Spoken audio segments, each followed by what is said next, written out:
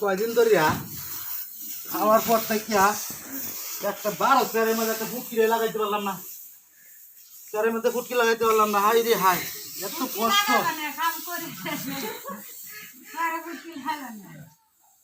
সারাদিন বারা কষ্ট করি, সারা রাত বারা কুয়াই, খালি শরীর ব্যথা, এই দিয়ে ঘুরি এই দিয়ে ঘুরি। হ্যাঁ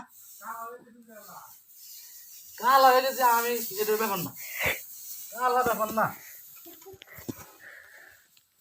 ব্যাপার হইলো কাম একটার পর একটা লাগিয়ে তাই কামই শেষ হইতে চায় না।